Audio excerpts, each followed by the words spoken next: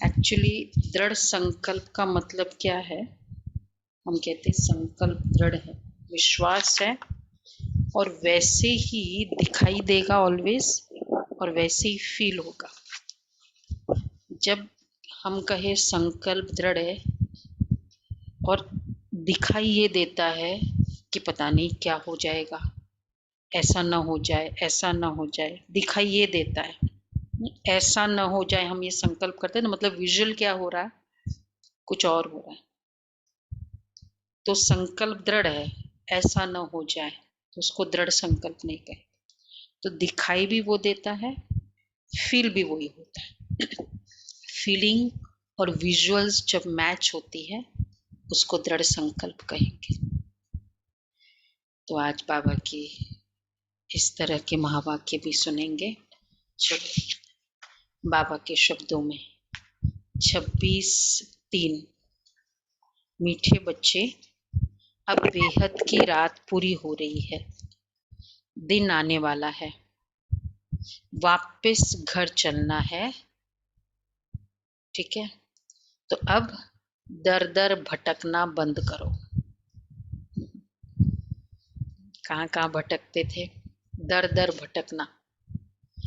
एक है फेथ के आधार पर, बिलीफ के आधार पर भटकना, और दूसरा है आत्मा के सुख और शांति, सुख के लिए भी भटकते हैं, इधर जाए उधर जाए, बहुत ज्यादा इधर उधर, थोड़ा बहुत ठीक है, लेकिन बहुत ज्यादा घूमना रुलना, ये भी बाबा कहते हैं भटकना।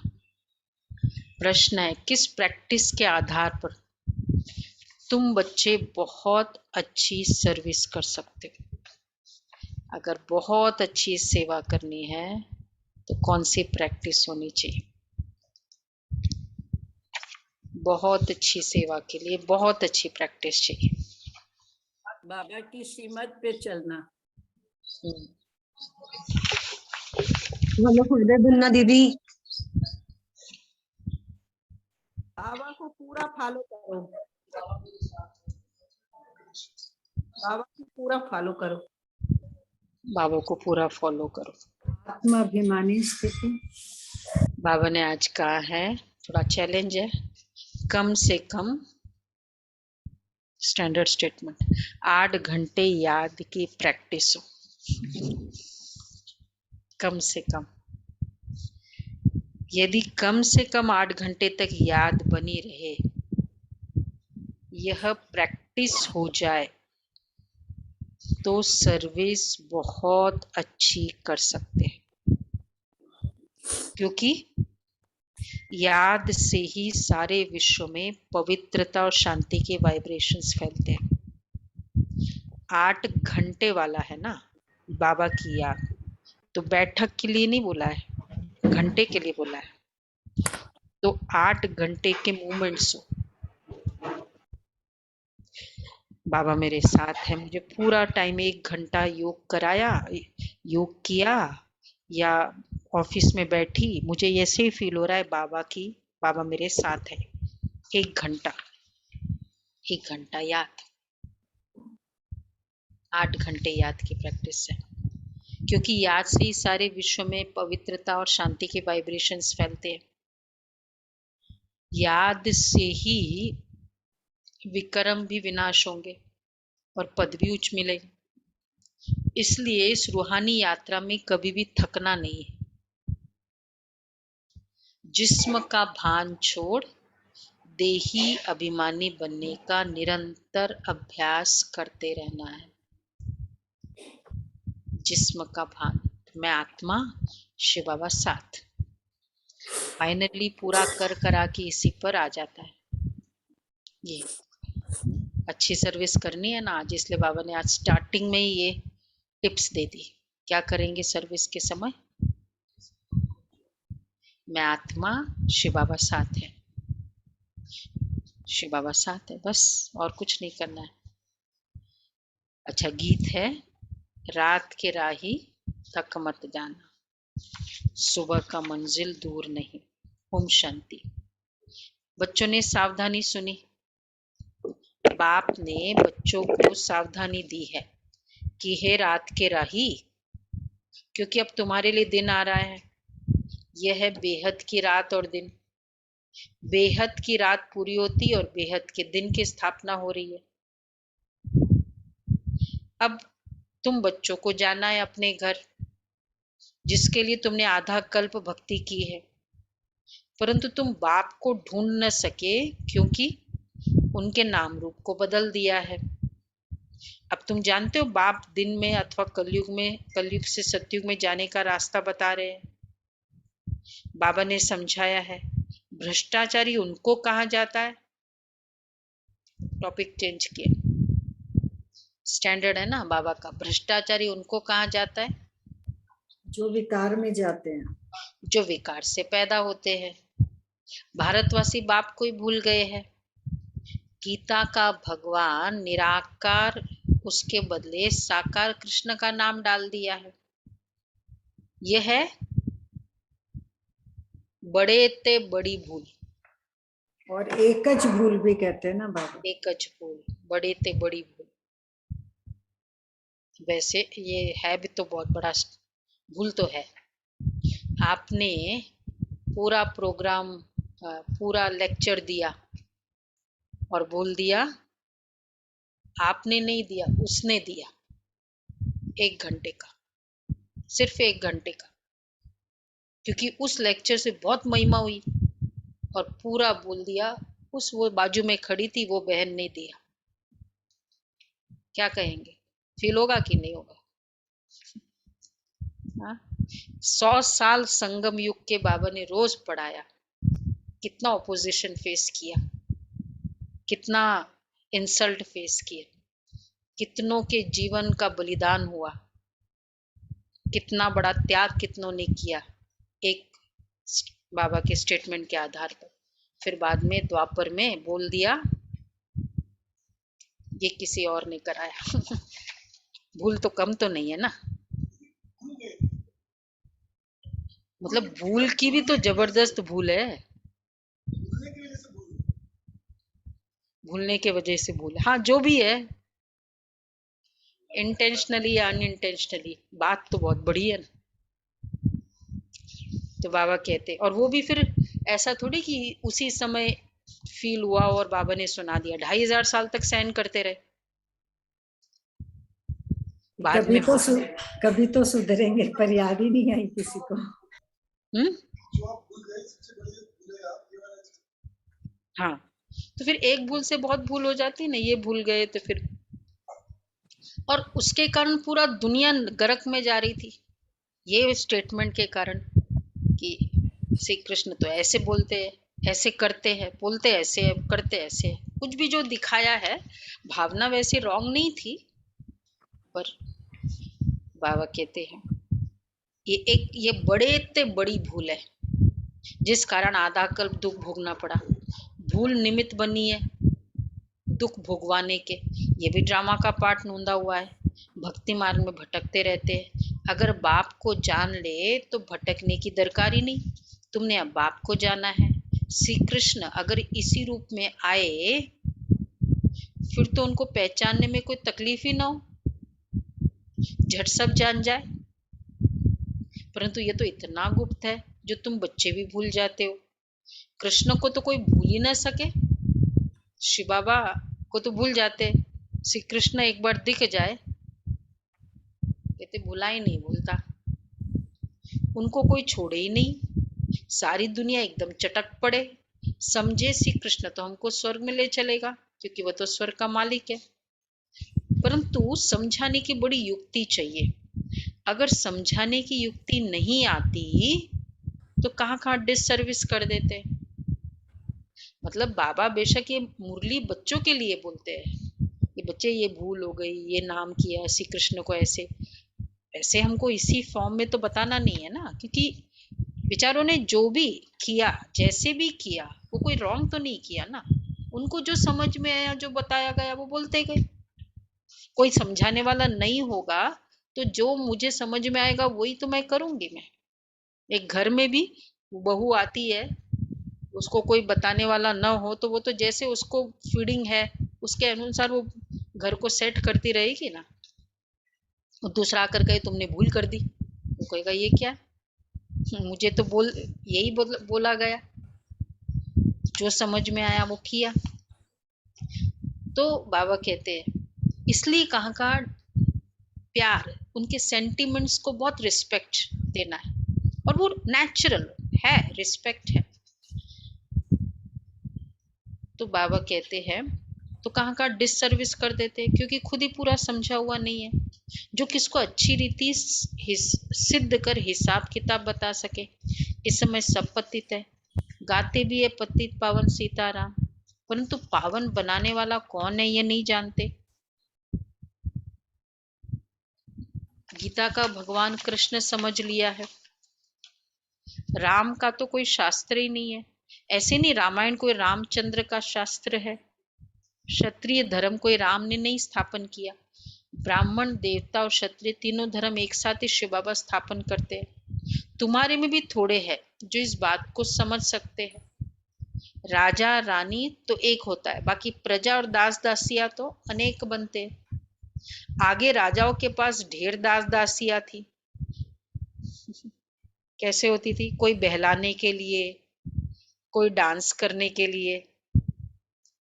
डांस का शौक तो वहां भी बहुत रहता है। कहाँ, सतयुग में रास करेंगे, रास ही करेंगे, और करेंगे भी क्या।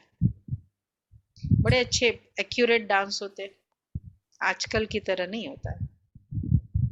बाकी राजा रानी बहुत थोड़े निकलते जो अच्छी रीति समझ और समझा सकते हैं। राजा रानी अच्छी रीति समझ और समझा सकते हैं। प्रदर्शनी की सर्विस से मालूम पड़ जाता है कि कौन कौन अच्छी रीति समझा सकते हैं। ठीक है, एग्जीबिशन की सेवा होती है ना, तो पता चल जाता है कौन अच्छी तरह से समझा सकते हैं। पहली बात तो यह समझानी है, पहली बात। हाँ, भगवान को न जानने के कारण सर्वव्यापी कह दिया है तुमने, सब जगह रहता है। दूसरा, दो भूले है ना, मालूम है बाबा के स्टैंडर्ड भूले, पुरानों को तो पता है, नयों को मालूम है। दो भूले, श्री कृष्ण का गीता, श्री कृष्ण गीता का भगवान, दो भूले है। सर्वव्यापी तो बाबा कहते हैं भगवान को न जानने के कारण सर्वव्यापी कह दिया। दूसरा, कृष्ण को भगवान कहने से स्वर्ग रचने वाला शिव बाबा का नाम गुम कर दिया। निराकार बाप ही सबका रचयिता है, उस एक को ही याद करना है, वही राजयोग सिखलाते हैं। परंतु गीता में जो कृष्ण भगवान उवाच लिख दिया है ना, इस कारण ही हाथ में गीता उठाए, अब उसका रिपरकशन देखो क्या है, झूठी कसम लेते हैं। क्योंकि जो लिखा है उसका नाम इंटरचेंज क्या, गायब ही कर दिया, तो फिर कसम भी क्या है। अब बताओ, अच्छा उसमें क्या बोलते हैं हाँ, कि भगवान को हाजिर नाजिर। अब बताओ क्या श्री कृष्ण हाजिर नाजिर है? गीता में ये बताया, हाजिर और नाजिर दिखाई दे रहा है। वह निराकार परमात्मा हाजिर नाजिर है, सब मूंझे हुए हैं। अभी तक भी वैसी कराते हैं, अभी भी इसी तरह स्टेटमेंट बोलते हैं। एडवोकेट यही स्टेटमेंट बोलते हैं, सेम है, इसमें कोई चेंज नहीं है। हाँ, क्योंकि गीत वो आजकल ये था जो मैंने समझा है, वो धर्मशास्त्र कोई भी, क्योंकि अलग अलग होते हैं ना सबके, और स्टेटमेंट ये होता है, पर धर्मशास्त्र किसी को बाइबल अच्छा लगता है, किसी को धम्पद अच्छा लगेगा, गीता को तो सब नहीं मानेंगे ना। तो वह निराकार परमात्मा हाजिर नाजिर है, सब मूंझे हुए हैं। अब तुम बच्चों को सवेरे उठ प्रैक्टिस करनी है समझाने की, सवेरे उठ समझाने की प्रैक्टिस करनी है। राजा जनक का मिसाल, कहते अष्टावक्र ने जनक को ज्ञान दिया, परंतु ये कोई ब्रह्म ज्ञान तो है नहीं। अष्टावक्र ऋषि मुनि ऋषि अष्टावक्र, अष्ट वक्र अंगों से वो टेढ़ा था, 8 जगह टेढ़ा था। आप देखो केवल किसी की उंगलियां टेढ़ी होती है ना, ऐसे कईयों की होती है, और वो 8 अंगों से टेढ़ा था, तो इसलिए चल नहीं सकते थे। ऐसे ने राजा जनक को ब्रह्म ज्ञान दिया। ब्रह्मा कुमारी ये ज्ञान दे रही है, तो वह है ब्रह्म ज्ञान। यह है एक्चुअली वास्तव में क्या ज्ञान है? हाँ, ये है ब्रह्मा ज्ञान। उन्होंने फिर कह दिया ब्रह्म ज्ञान। ब्रह्मा कुमारियां ये ज्ञान दे रही है, ब्रह्म कुमारियां नहीं है। न ब्रह्म कुमारियां न ब्रह्म कुमारियां है। ये थोड़ा टॉन्ट करने के लिए भी लोग बोलते हैं कि वास्तव में एक्चुअली ना ये है तुम ब्रह्म, क्योंकि अच्छे खासे भक्ति में चल रहे थे, अब तुम लोगों ने भ्रम डाल दिया, ब्रह्म कुमारी है, ठीक है ना? तो ब्रह्म कुमारियां नहीं है। वह लोग ब्रह्म को ईश्वर कहते हैं, समझते हैं, परंतु नहीं, ईश्वर तो बाप है, बाप का नाम ही शिव है, ब्रह्म तो तत्व है। ये सब बातें मोटी बुद्धि वाली समझ न सके। नंबरवार दास दासिया है, दास दासिया तो बनते हैं। समझना चाहिए, अगर हम किसको अच्छी तरह समझा नहीं सकते, सुनो, अगर हम किसी को अच्छी तरह समझा नहीं सकते, तो बड़ा स्ट्रॉन्ग स्टेटमेंट बोल दिया बाबा ने, तो हमारा पाठ पिछाड़ी में है। भाई लर्न करो अच्छे से समझाने का। उस समय केवल, वैसे तो ट्रेनिंग तो लेनी चाहिए नो डाउट, लेकिन उस समय केवल बाबा का आह्वान कर लो, ऐसे समय पर फिर करो। जरूरी नहीं किसी में समझाने की कला होती है, किसी में नहीं है, वैसा थोड़ी। लेकिन अगर बाबा का आह्वान किया ना, तो पता है ना कैसे बाबा बुलवाता है, कितने एक्सपीरियंसेस है, तो फिर पुरुषार्थ करना चाहिए। सारी दुनिया में जो जो कुछ सिखलाते हैं वो देह अभिमान से ही सिखलाते। देही अभिमानी सिवाय तुम ब्राह्मणों के कोई है ही नहीं। तुम्हारे में भी नंबरवार है जो आत्माभिमानी बनते हैं। हम आत्माओं को सुनाते हैं, आत्मा इन ऑर्गन्स द्वारा बोलती है। आत्मा कहती है मैं नहीं सुन सकती हूँ, मेरे ऑर्गन्स खराब है, तो देही अभिमानी बनने में मेहनत है। सत्युग में देही अभिमानी रहते हैं। देही अभिमानी एक बहुत अच्छी धारणा है। कुछ भी कभी भी कुछ हम करते हैं, महिमा मिलती है, उसके बाद बहुत योग करना है। क्यों? क्योंकि महिमा ये माया का रूप है। थोड़ा सा भी स्वीकार कर लिया तो माया घर में आ गई। तो और ज्यादा पावरफुल योग बाबा के साथ, इतनी निर्माणता मैंने कुछ नहीं किया, बाबा ने कराया। देही अभिमानी बनने में मेहनत है। इमीडिएटली सतयुग में देही अभिमानी रहते, बाकी परमात्मा का ज्ञान नहीं है। बाप कहते मेरा सिमरन वहां कोई नहीं करते, वहां दरकार ही नहीं। सिमरन अथवा याद एक ही बात है। वो लोग माला हाथ में लेते हैं, मुख से राम राम कहते हैं। यहाँ तो राम अक्षर कहना भी रॉन्ग हो जाता है। राइट अक्षर है शिव बाबा, परंतु शिव शिव भी कहना नहीं है। बाप को याद करने के लिए नाम थोड़ी लिया जाता है। शिव बाबा शिव बाबा, माता ये होते हैं ना, उठते उठते शिव बाबा, उठा नहीं जाता है ना क्या कहेंगे? वो तो चलो ठीक है, नेचुरल वैसे निकलता है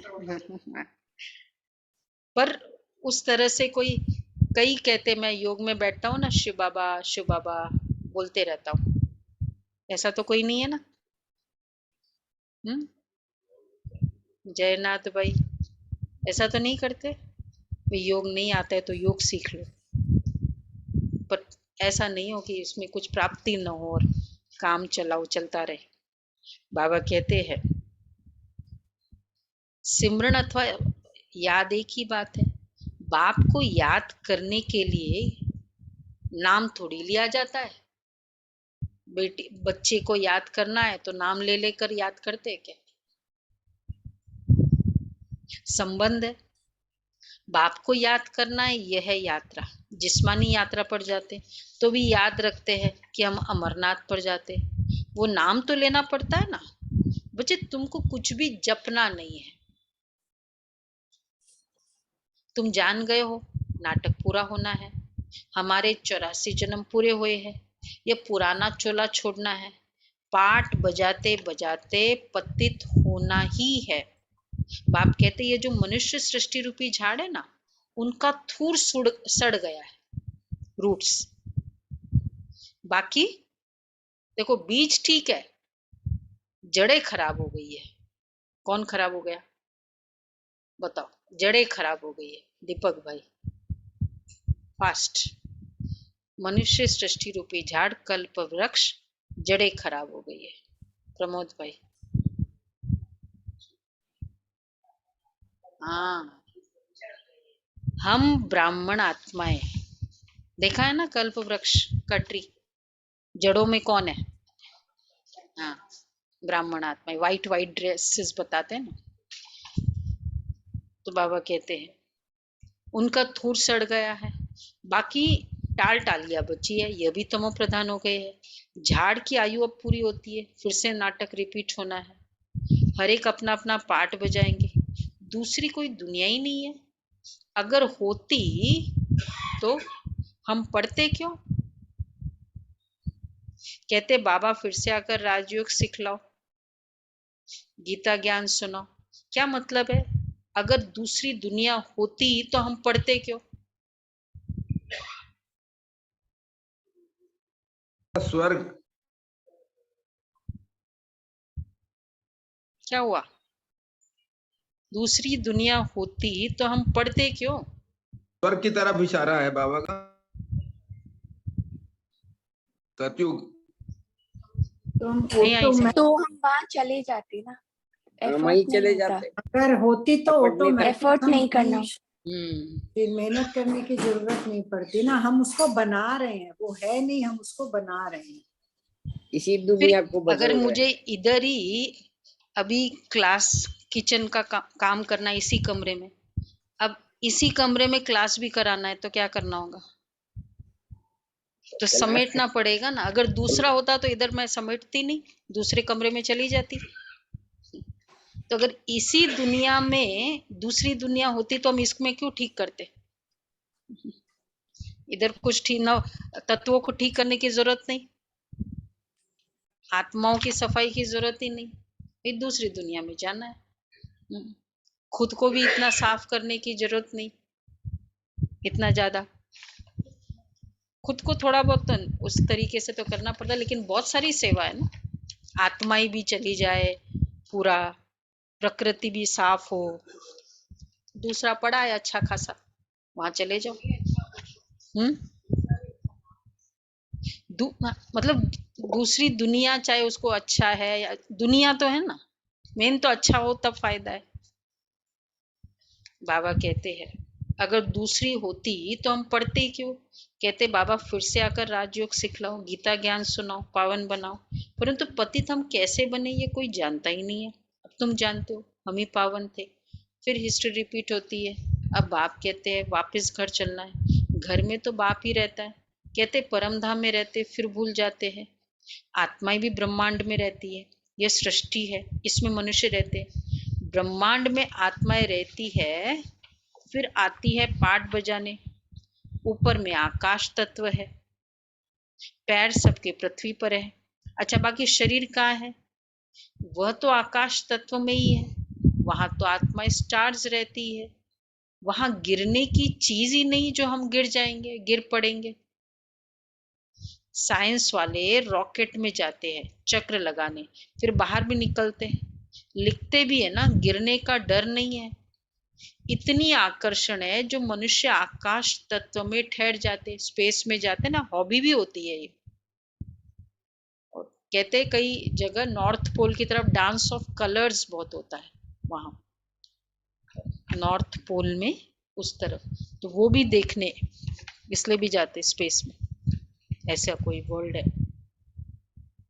तो वह कहते इतनी आकर्षण है जो मनुष्य आकाश तत्व में ठहर जाते, तो इतनी छोटी सी आत्मा महत तत्व में क्यों नहीं ठहर सकती? क्या कहने का मतलब है बाबा का?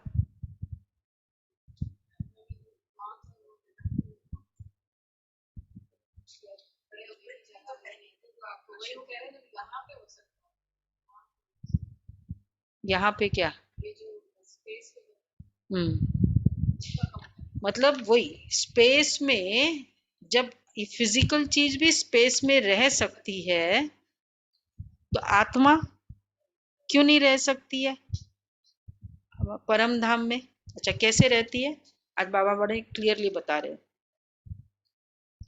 तो इतनी छोटी सी आत्मा महत तत्व में क्यों नहीं ठहर सकती? रहने का स्थान वहां ही है। ये सूर्य चांद स्टार्स बहुत बड़े हैं, ये कैसे ठहरे हुए हैं? सन कितना बड़ा होगा?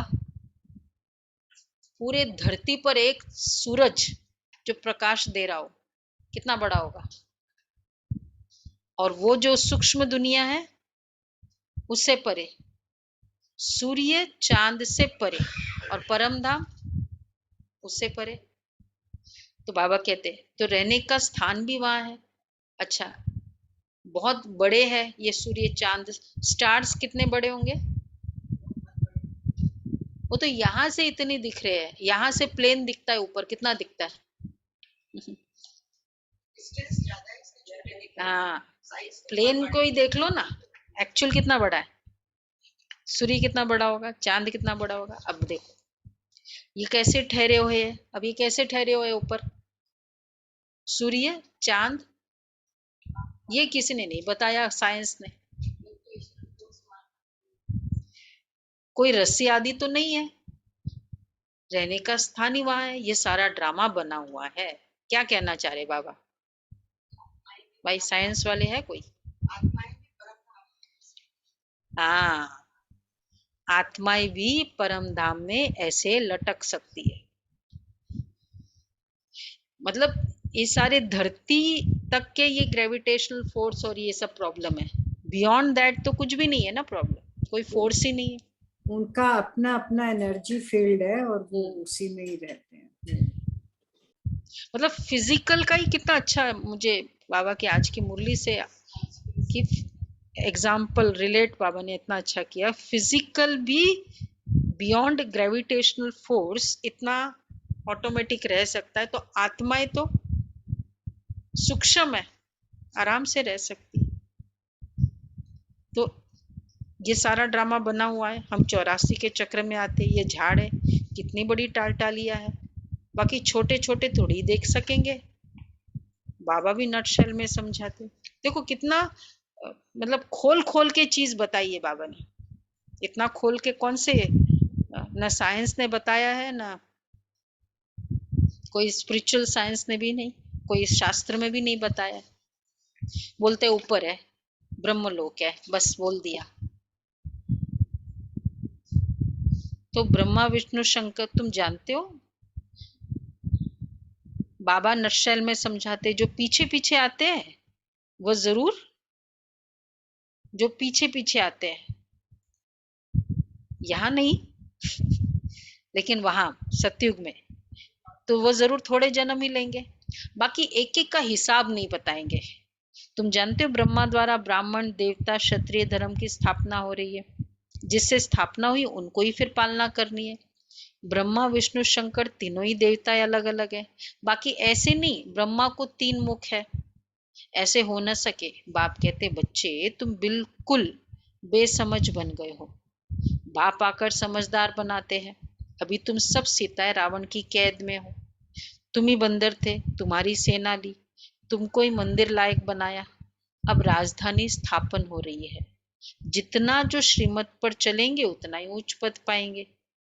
तुम जानते हो हमारे मम्मा बाबा नंबर 1 में जाते हैं, स्थूल वतन में तुम्हारे सामने बैठे हैं, सूक्ष्म वतन में भी देखते हो बैठे हैं, और फिर वैकुंठ में भी देखते हो। पहले बहुतों को साक्षात्कार कराया गया, फिर सब थोड़ी कृष्ण बन जाएंगे। बाल लीला आदि दिखाई जाती है पुरुषार्थ कराने के लिए। शुरू में तो यही पाठ चला था साक्षात्कार का। बिगर इवन एक तो यज्ञ की स्थापना के समय, और फिर जब सेवा की स्थापना भी हुई ना दिल्ली में, मनोहर दादी और गंगे दादी आई तो 3/4 ऑफ द क्लास चली जाती थी ऊपर। साक्षात्कार होता था। इंदिरा गांधी तक आवाज गई, मालूम है ना ये सब बातें।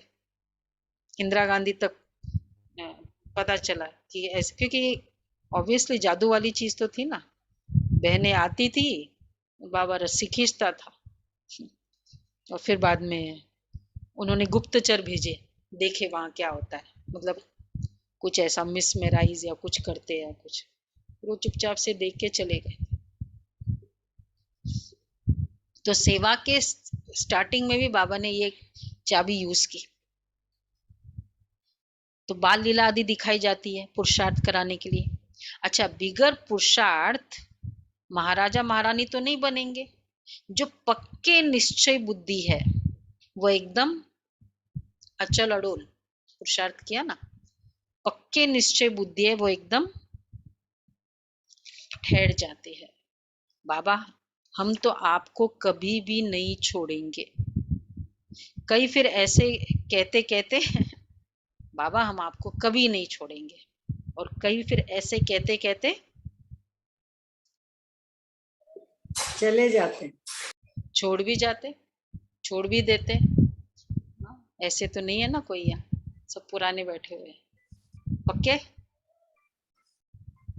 तो पुराने हैं, इनके तो कोई डाउट ही नहीं। हाँ, छोड़ कर आएंगे वो तो गया टाइम, वो तो फिर बहुत टाइम चला गया, फिर तो क्या आएंगे, वो तो आएंगे वह लास्ट में तो सारे ही आएंगे। पक्के देखो, ऐसे पक्के निश्चय बुद्धि, हाथ उठाना। कौन सा था पॉइंट? हाँ, बाबा हम आपको कभी नहीं छोड़ेंगे। हाथ उठाओ भाई, कभी नहीं छोड़ेंगे, कुछ भी हो जाए। हाँ, फोटो निकल रहा है, गुड। तो बाबा कहते हैं आश्चर्यवत सुनंती कथनती भागंती हो जाते। पहले की कहावत है, अब भी सब कुछ होता ही रहता है। कहते कल पहले भी ऐसे भागंती हुए थे। किस पर भी भरोसा नहीं है। राइट है बाबा, हमारे लिए राइट है। बाबा कह रहे किस पर भी भरोसा नहीं है। हाँ बोल रहे, आप बोलो ना बाबा, नहीं हम पर भरोसा करो। ऐसे क्यों? तो बोलो ना बाबा ठीक है हम पर भरोसा करना। अभी तो हाथ उठाया, ठीक है ना, सब हाथ उठा रहे। बाबा हमारे लिए नहीं कह रहे, शीला बहन, निर्जा बहन, हाँ हाँ। तो बाबा कह रहे ये भक्ति मार्ग में भी आधा कल्प याद किया। जैसे श्वास पर भरोसा नहीं ना, बाबा का बनकर फिर भी मर जाते हैं। ईश्वरीय जन्मदिन मनाकर भी मर जाते हैं। अलौकिक बर्थडे मनाते हैं ना, फिर भी मर जाते, अथवा हाथ छोड़ देते। बाबा घड़ी घड़ी कहते रहते हैं तुम ऐसे समझो, तुम ऐसे समझो तो हमको अब अपने स्वीट होम में जाना है, इसलिए बाप और घर याद पड़ता है। भक्ति मार्ग में भी आधा कल्प याद किया, परंतु वापस कोई जा ही नहीं सकते, जानते ही नहीं तो जा कैसे सकेंगे, रास्ता ही नहीं मालूम, जाएंगे कहाँ। इसलिए तो जाने के लिए करते तो है, रास्ता नहीं पता, डेस्टिनेशन नहीं पता, क्या हो जाता है। मुझे जाना तो है बॉम्बे, लेकिन नहीं पता, हाँ ओम विहार जाना है दिल्ली में, रास्ता ही नहीं पता, भटक जाते। हाँ? अभी दीदी वहाँ शांतिवन में वो चला हुआ है ना धर्म समागम, तो बड़े बड़े वो बैठे हुए हैं महामंडलेश्वर पर, हाँ। वही बात, मोक्ष मिलना है, मोक्ष, वो ही बातें कर रहे हैं बेचारे। हाँ। बेचारों को वही अंत की आत्माएं लास्ट में आने वाली हैं। हमारे कुल की नहीं होगी तो फिर क्या करेंगे? तो रास्ता ही नहीं, जानते ही नहीं तो जा कैसे सकेंगे? वो रूहानी राही बन कैसे सकते? वैसे बहुत बड़ा चैलेंज बाबा ने किया, मोक्ष मतलब कितना डीपली इनग्रेन्ड था। कोई भक्ति करे नहीं करे, मोक्ष तो मतलब डेस्टिनेशन है ही है। ये इंटरेस्ट होता है उस बात का। पर कल बहुत बड़ा एक प्लस पॉइंट था, जैसे मोहिनी दीदी उनको लास्ट में सम्मान दे रही हैं, तो सारे के सारे झुक करके और फिर ले रहे हैं। तो जो है ना कि वो लोग झुकेंगे करेंगे, तो वो सब दिख रहा है ना अब तो। ये भी नहीं है कि पुरानी वाली आत्माएं, मोहिनी दीदी के सामने में भी सब झुक रहे हैं, नोट के गुलजार दादी है, जानकी दादी है। आएंगे तो सही ना यार। कल से 25 तारीख है ना, कल से संत समागम शुरू हुआ, विशेष जानकी दादी के निमित्त किया गया। ये 27 को दादी का, दादी को संतों का बहुत होता था ना, संत समागम में दादी बहुत पार्टिसिपेट करती थी, तो इसलिए। तो बाबा का बनकर फिर भी मर जाते हैं, ईश्वरीय जन्मदिन मनाकर भी हाथ छोड़ देते हैं, तो वापस कोई जा नहीं सकता। ये रूहानी राय बन कैसे सकते? तुम अब पूरे राही बने हो। जो जास्ती याद करते उनके पाप कटते जाते। यात्रा का भी ध्यान रखना है। पिछाड़ी में लास्ट में हम बच्चों की स्टेज कैसी होगी? 8 घंटा तुम्हारी ये सर्विस रहे तो भी बहुत अच्छा। कौन सी सर्विस? याद की याद। पूरा समय प्रोग्राम चल रहा है, बस बाबा सामने, 2 घंटे याद किया, ऐसे करना है। ठीक है? सभी विशेष पिलर्स पिलर्स हो ना सभी। सेवा के भी पिलर्स, स्थान के भी पिलर्स और बाबा के भी पिलर्स। भाई आज मीटिंग है सेवाधारियों की, सब आए हुए हैं, रौनक लगी हुई है। तो बाबा कहते हैं यह है शांति, तो पिछाड़ी में 8 घंटा तुम्हारी ये सर्विस रहे, तो आज 2 घंटा हो जाएगा सेवा। कार्ड्स दे रहे हैं, कार्ड्स चेक कर रहे हैं, बाबा की याद, 2 घंटा सेवा। 2.5 घंटा हो जाएगी ना दीदी? 2.5 2 घंटा घंटा नहीं, तो 3 अंदर घंटा। है, फिर शुरू की और बाद की मिला लेंगे तो 2.5 5, हाँ 5, 3 घंटा याद। कैसे सभी? हाँ हाँ, 3 घंटा आज ऐसे ही हो जाएगा। पिछाड़ी में 8 घंटा तुम्हारी ये सर्विस रहे तो भी बहुत अच्छा। यह है शांति और पवित्रता के वाइब्रेशन फैलाना। याद से विक्रम भी विनाश होंगे और पद भी ऊंचा मिलेगा। इसलिए कहा जाता है रात के राही थक मत जाना। कलयुग का अंत माना ब्रह्मा की रात पूरी होना, सबको वापस जरूर जाना है। रूहानी घर को याद करना है, रूह को अब जाना है, जिस्म का भान छोड़ना है, देही अभिमानी बनना है। तो यह है याद की यात्रा। अच्छा, मीठे मीठे सिके लदे बच्चों प्रति दादा गुड मॉर्निंग। रूहानी बाप की बच्चों को नमस्ते। हम सब रूहानी बच्चों की रूहानी बाप दादा को याद नमस्ते, गुड मॉर्निंग, और थैंक यू नमस्ते। बाबा, शुक्रिया। थैंक यू शुक्रिया बाबा। बाबा, शुक्रिया। ओम की आपका ध्वनि लाख से लाख ना वो शुक्रिया। वातावरण शुद्ध हो जाता है, हमारे याद प्यार की ध्वनि से ये वातावरण गूंजता है। तो अच्छा, धारणा के लिए सार है, पक्का निश्चय बुद्धि बन, दृढ़ संकल्प करना है। देखो, दृढ़ संकल्प करना है कि बाप का हाथ कभी नहीं छोड़ेंगे। बाप का हाथ कभी नहीं छोड़ेंगे। बाप और घर को घड़ी घड़ी याद करना है।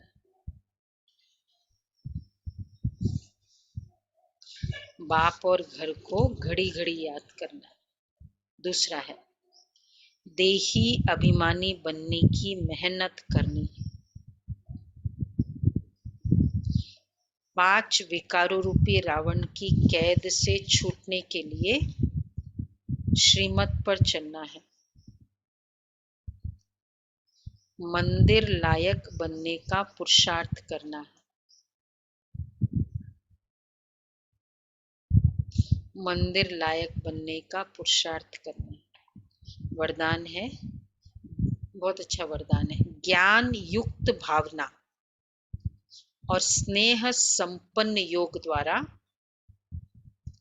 उड़ती कला का अनुभव करने वाले बाप समान भव। ज्ञान युक्त भावना और स्नेह संपन्न योग द्वारा उड़ती कला का अनुभव करने वाले बाप समान भव। जो ज्ञान स्वरूप योगी तो आत्माएं हैं, वे सदा सर्व शक्तियों की अनुभूति करते हुए विजयी बनते हैं। जो सिर्फ स्नेही व भावना स्वरूप है, उनके मन और मुख में सदा बाबा बाबा है। इसलिए समय प्रति समय सहयोग प्राप्त होता है, लेकिन समान बनने में ज्ञानी योगी तो आत्माएं समीप है। इसलिए जितनी भावना हो उतना ही ज्ञान स्वरूप हो। ज्ञान युक्त भावना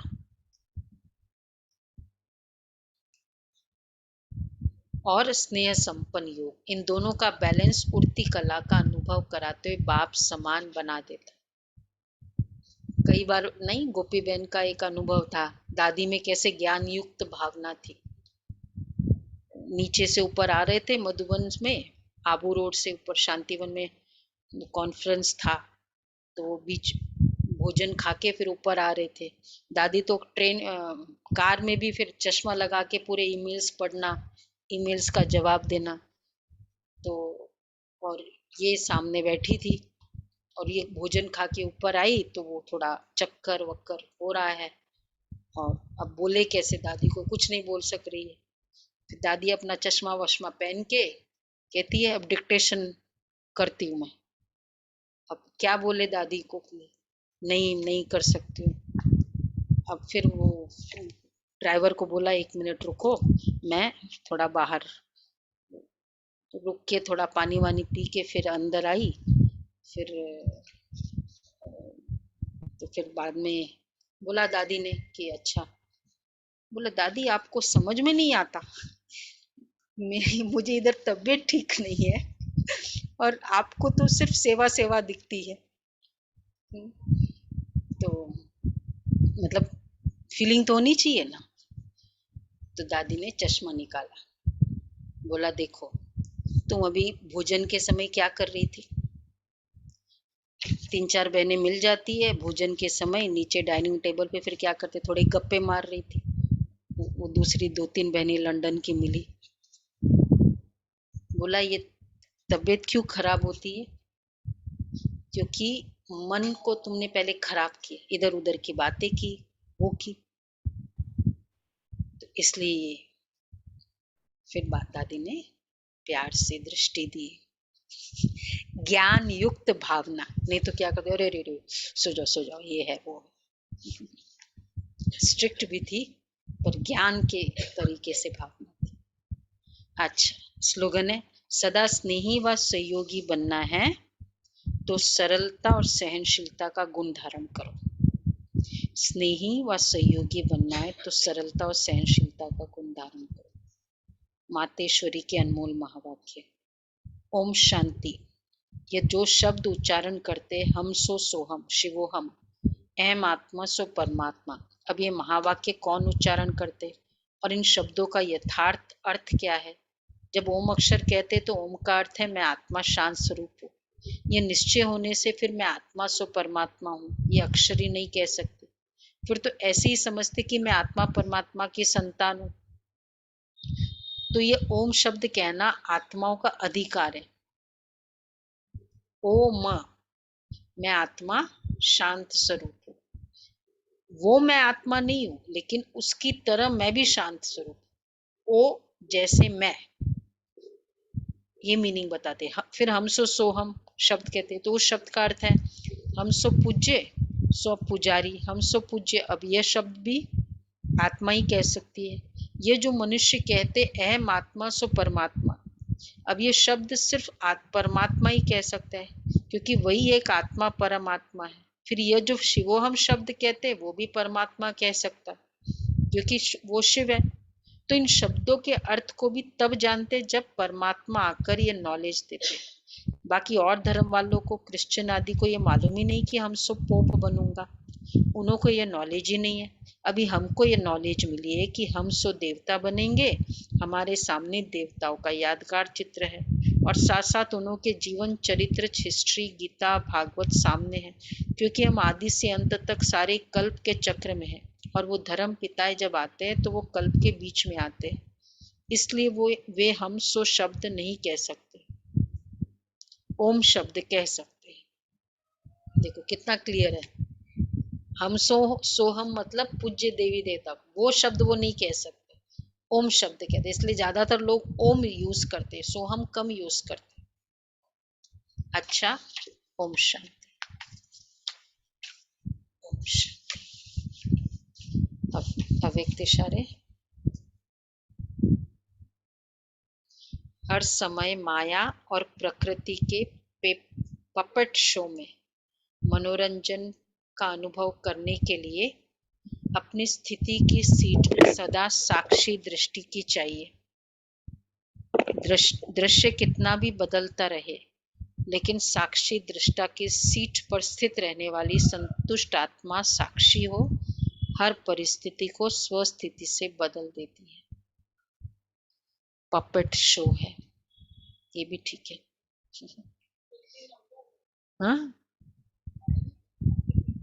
हाँ, पपेट शो है अपना, उसका जैसे जैसे मतलब सिखाया गया वैसे, जैसा पार्ट है वैसे करती सभी आत्मा।